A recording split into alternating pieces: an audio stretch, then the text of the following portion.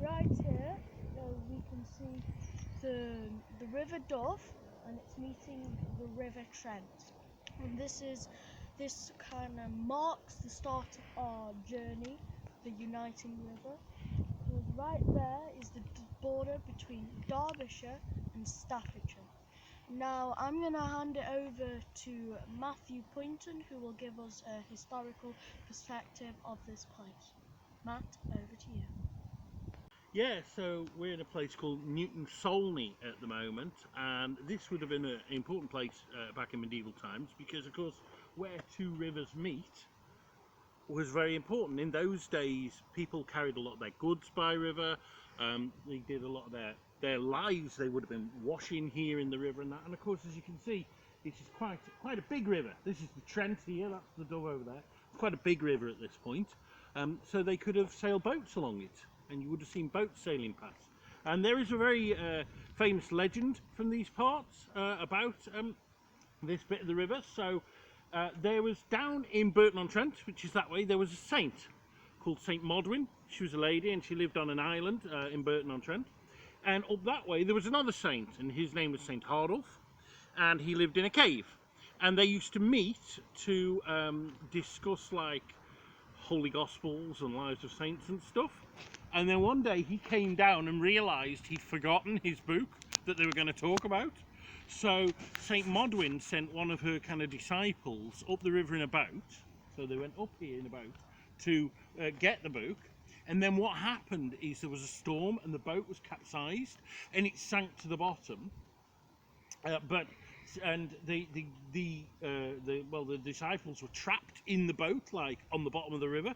Now Saint Modwyn, in a vision, heard what had happened, and so what she did is a bit like Moses. She held up her hands, and the waters parted of the river, and then she and Saint Hardulf walked up the river bank with the water on either side to this boat where these girls were trapped inside. And then he tried to flip the boat over, but he couldn't do it.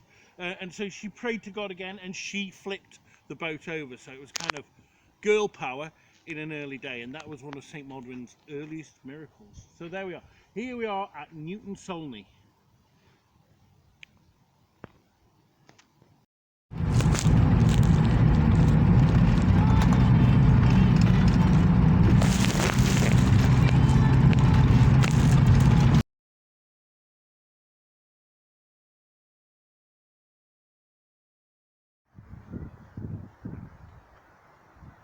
Okay, so we are here at Burton-on-Trent, and this part of the trench was quite special because they used the water here for brewing, and so they set up quite a few breweries here, which is why today Burton-on-Trent is the brewing capital of Britain.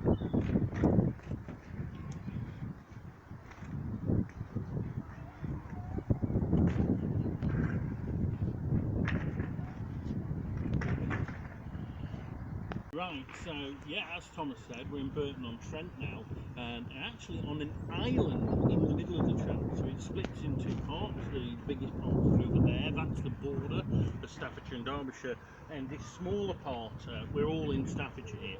And this island's called Andressay, and do you remember I talked about that St. Modwyn before? Yeah, well, this is where she lived. She had a place on here with her disciples and doing all her holy stuff. And some people might know the name St. Modwyn because it's the name of a housing development company. And their symbol is the swan, and there are loads of Modwyn swans on the river today. After St. Modwyn died, they grew up a bit of a cult around her, and they built a huge abbey here, and the abbey was actually on the spot of the church over there. You can see that church, it's St. Modwyn's church, much newer the churches. And the monks in the abbey were the people who brewed beer, and their beer was very good, and so it continued. They say the water here is particularly good for beer, and so over the years Burton became the brewing capital of Britain. So you might have heard of Bass, Worthington, Marston's, all those famous beers, they all come from here, and even today they still brew a lot of beer here. So yeah, it's a great place to go for a drink if you're into that. and it made Burton one of the biggest towns in Staffordshire. Burton's about 150,000 people today. And during the railway age, other industries came. So one of the byproducts was yeast from the brewing industry. So they make Marmite with that. And another famous product from here, it's just down the road, there's a village called Brampston, and they make Brampston pickle. So lots of things, lots of manufacture here. This is Burton, a town that only exists because of the River Trent.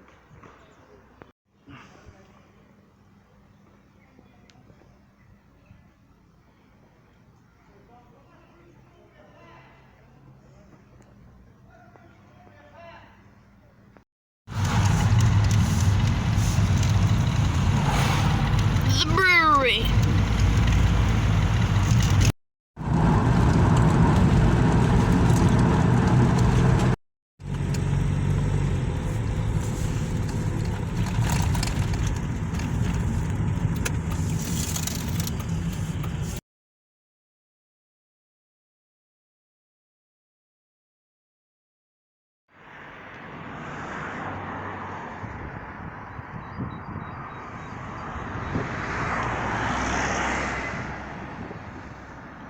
So, right now we're at Rudgley, and this is the Rudgley power station.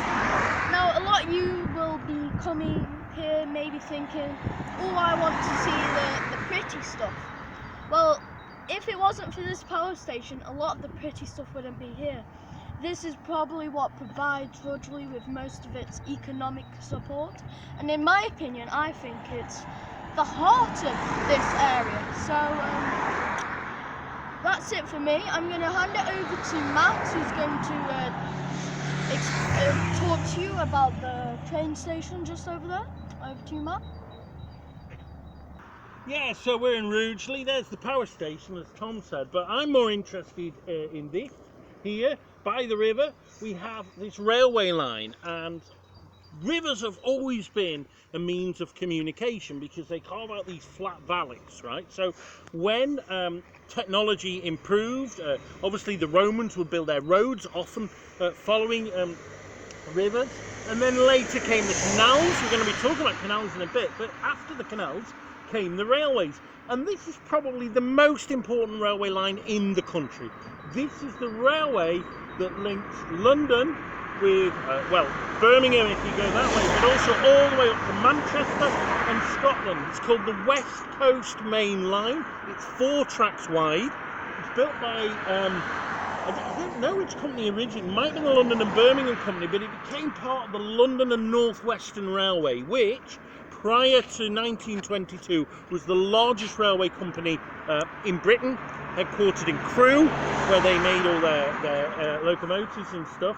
And even today, it's so busy.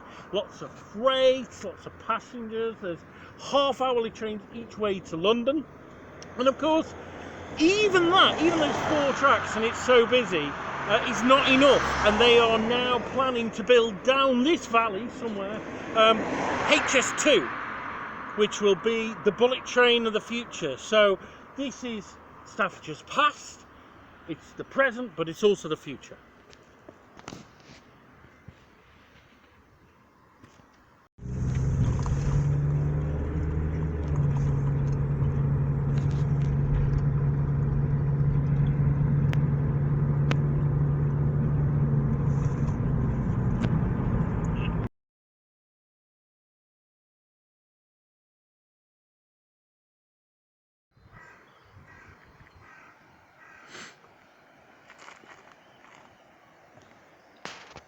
Hello there, I'm in Great Haywood right now, and this is important because this is where the River Sow meets the River Trent.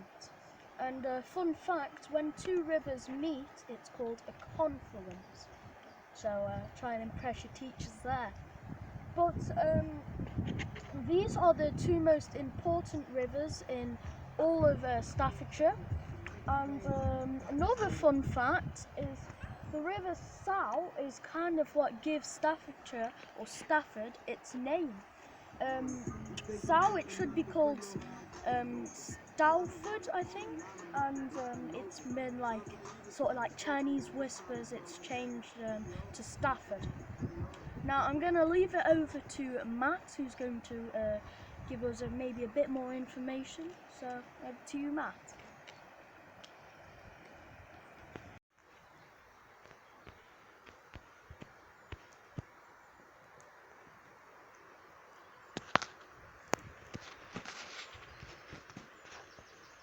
Yeah, Great Haywood's quite an important place really because of what's going on over there. Now you can't see it because it's behind some trees, but there's a huge stately home there called Shugborough Hall, which is the home of Lord Lichfield, but it's also one of the most popular places to visit in the county. It's really beautiful, it's got some great grounds, and it's got a farm with wild breed animals in it. As Thomas said, this is where the two rivers meet. This is the confluence between the Sow, which goes through Stafford and off in that direction. It's also joined by the Penk, where we get the name Penkridge from, another famous local place. But over there, and just over that bridge there, is something else. That's the canal. So we're going to go and have a look at that now. Let's have a look.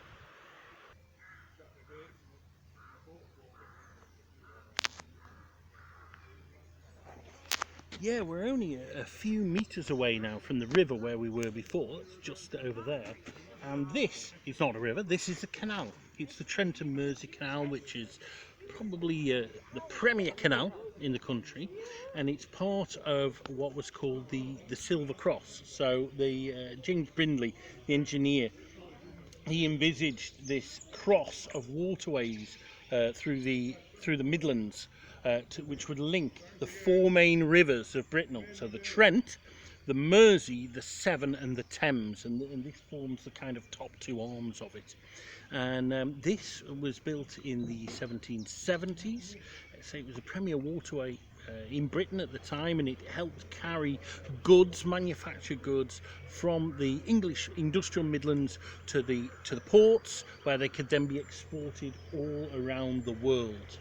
And of course, it was very successful for a while, but then it was replaced by the railway, and you can just see through the trees the railway runs next to the canal there. That's the one we saw earlier. So Thomas, I mean, canals, have you got any experience on canals? Have you ever been on a canal boat? Well, another thing, I actually live right by a canal. I live in an area of Staffordshire called Etruria. You may have heard of Wedgwood Pottery. Well, I live like right by there. Almost every day I love to just grab my bike and travel along the canal, look at the water. It's quite satisfying and it's just lovely, and it was like right up to Westport Lake. Yeah, actually, Wedgwood's Pottery Factory, which is now gone, and that's across the road from where you live, was the largest pottery factory in the world when it was built on this canal, the Trent and Mersey, and it was a wonder of its day, and it helped make Staffordshire potteries famous across the globe. It's quite sad that there's nothing left except one circular building, which we won't be seeing on this trip because this is about the river. And actually the river's veered away by that point. Have you ever been on a canal boat? Yes, my uncle, he owns a canal boat. He's, I think he had one to help with his art. You may know him, Rob Poynton. And when I was younger, I once dressed up as a pirate, and I once went on his canal boat and started shouting "Ahoy there!" to all the people walking their dogs.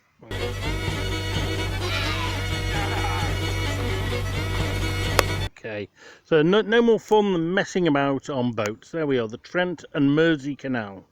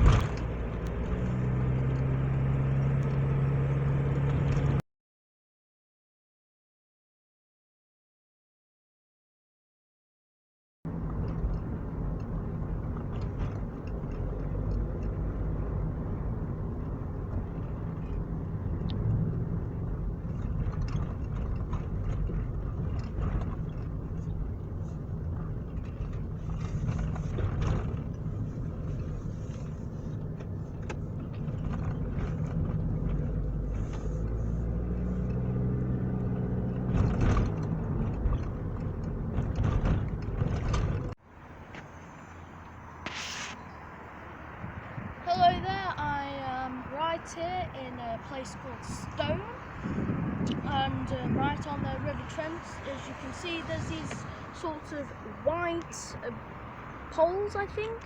Well, these are for the canoeing club just over there, and Stone is a very pretty place, lots of parks, nice restaurants and shops. But I'm going to give it over to Matt, who's going to tell you a little story about this place. Over to you, Matt. Yeah, so Stone has quite an interesting, I don't know if it's history or maybe it's just legend behind it. And the name Stone comes from a stone placed by Queen Ermenhilda, and she was the wife of Wulfhere. Now, who are these people? Well, Wulfhere was an early king of Mercia. And we may remember we mentioned Mercia earlier because Repton, near to where the confluence of the Trent and the Dove, was once the capital of Mercia.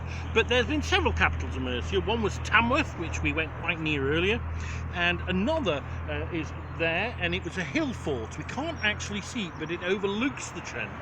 And King Wulfhere had his fortress there, and he was a pagan king. He was the last pagan king in the area. And he had two sons, and their names were Wulfad and Rufin. Now, their mum, Ermenhilda, was actually Christian. She was the daughter of a Christian king of East Anglia, but he was pagan, and his sons were brought up pagan.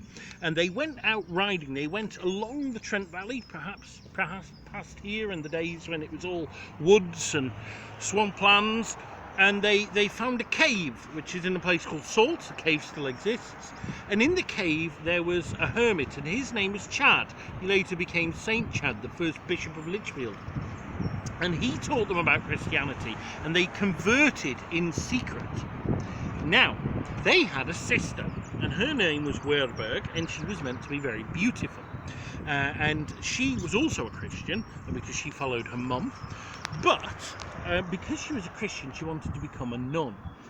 But because she was very beautiful, a lot of men wanted to marry her. And one of them was Wulfhere's #1 kind of warrior, a guy called Werbode. And he wanted to marry Werburg, and he asked Wulfhere, "Can I marry your daughter?" And the king said, "Well, if she agrees, yes." So he went to her and asked, and she said no, because she wanted to become a nun. And he was so angry, he'd overheard that the two sons had converted to Christianity, and he was so angry with Werburg and with the church, which he'd seen had taken her off them, that he told Wulfhere that his sons had converted. And Wulfhere was so angry, he was quite an angry man, he chased his sons and killed them. And then the moment he did that, he regretted what he'd done, and converted and became Christian, which is why this area is Christian. But interestingly, Ermenhilda, what she did, she was so upset at the death of her children that she lay a stone on the place where Wulfad was murdered by his dad, and that stone became the town of Stone, and it was where that church is over there. That's the church of St. Wulfad, and there was once an abbey there dedicated to him. So that is the story of Stone.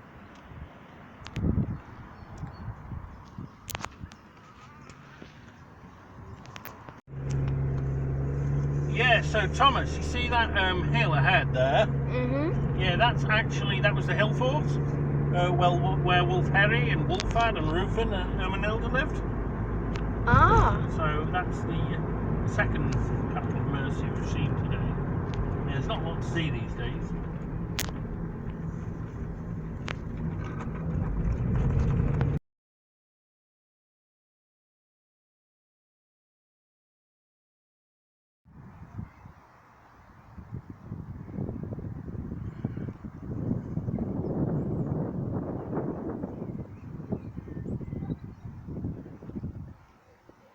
Hello, I am right here at Trenton Gardens, one of Staffordshire's most visited attractions, and these gardens used to belong to Trenton Hall, which I think belonged to the Duke and Duchess of Devonshire, and not a lot of the hull is left. Quite a lot collapsed due to mining substances. And so I'm going to bring it over to Matt, and he will tell us a bit more in a historical perspective. Go. Yeah, so Trentham Gardens are what's left, basically. These are the Italian gardens here, very famous. What's left of the Trentham estate, and there's not much of the hall there. And this brings us into another theme, because actually the hall collapsed because of coal mining underground. And we're now moving into the Stoke-on-Trent area, and so one of the two reasons why Stoke-on-Trent became the great city that it is today is coal mining. So it was a big mining area all the way around the valley of the Trent. The other was, of course, pottery, which we've talked about, which they were able to carry away safely to the ports because of the canal that was built, that we talked about before. However, what I want to talk about here is, why is Trentham Hall here in the first place? Well, it was here because after the Reformation, the land was given to one of the nobles that supported Henry VIII. And of course, before that, it was an abbey. It was monastery land, church land. And why was there an abbey here? Because I don't know if you remember back with our Wolford and Ruffin story, but their sister, the very pretty one who didn't want to marry Werbode, was Werburgh. And Werburgh later grew up. She became an abbess. She actually became a saint, and she set up a number of abbeys and monasteries, and this was one of them. And it is said that she died here on the site of Trentham Church, which we can't see, but it's just behind the hall there. And she died here, but she didn't want to die here. She wanted to die somewhere else near the River Dove, in the east of the county. And so in the middle of the night, the people from Hanbury, where she wanted to die, came over, sneaked in, and she magically unlocked all the doors for them and then carried her body away. So there we are. This is Trentham.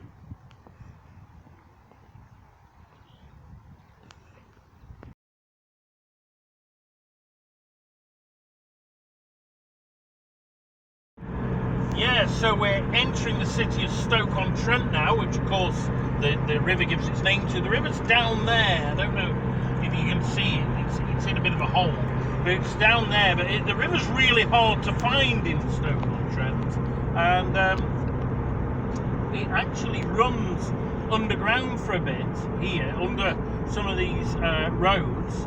So that's the old football ground there. It runs next to that, and then it runs alongside this road in a concrete channel, and we can see that in a second. So if we have a look on the opposite side of the road, can you see that concrete, Thomas, where it's got like kind of swirly lines that look like water? Oh yes. That's the River Trent there. I think that must be the sorriest section of the River Trent that there is, where it's running in a concrete hole. Wow. Yeah, from being a once great river to a little stream. Yeah, it'll get smaller yet. So let's have a look at it.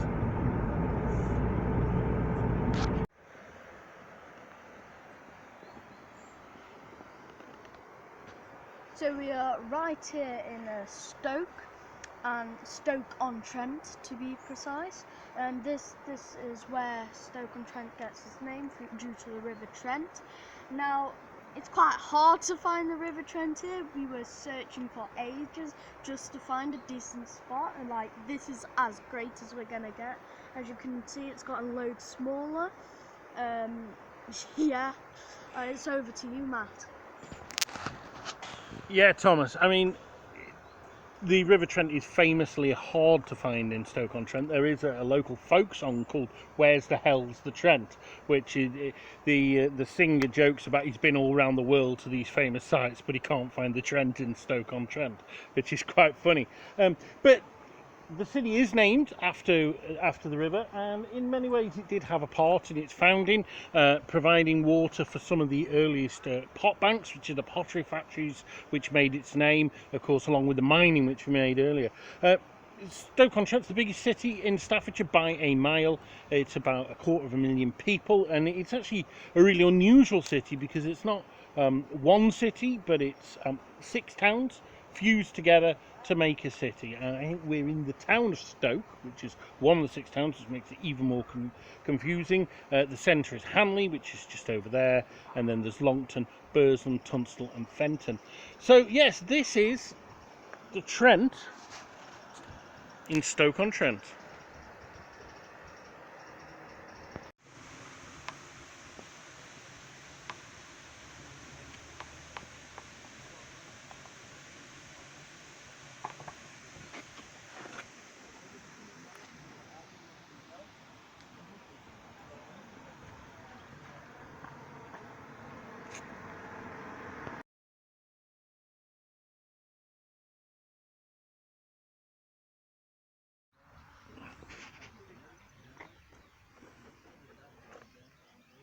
Hello there, I'm right here at Knipersley Reservoir, quite a beautiful lake as you can see.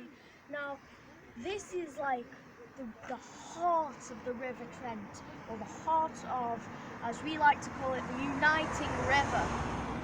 And it's quite a beautiful lake. You can see it's getting much more hillier now, and a lot of people like to come here and take nice walks. It's very beautiful. Numerous amounts of times have I walked around here myself. I'm going to hand it over to Matt. He's going to give us more of a historical perspective.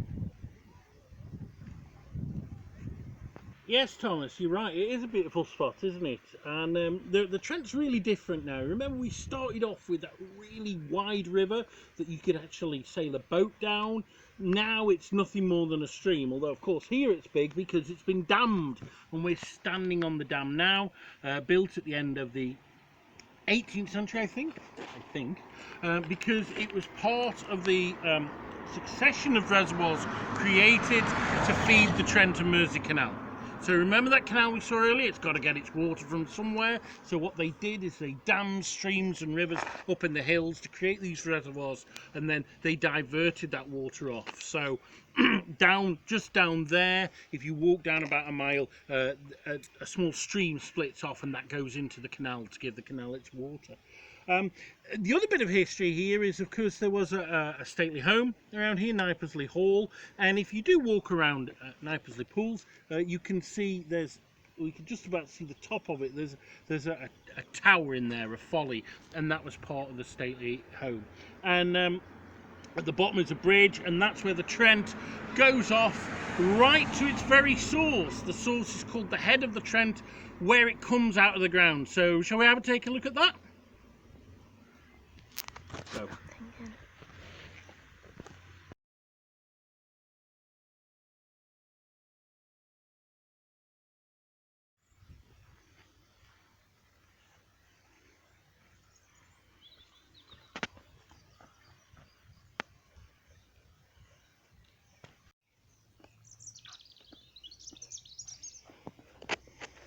Well, we have now come to the end of our great journey, the uniting river. This right here is where the River Trent starts. Look at it, it's a tiny little stream. To think this would become a massive great river even ships can travel upon. Well, hope you enjoyed our journey and learnt many things just as much as I did on our great uniting river trip.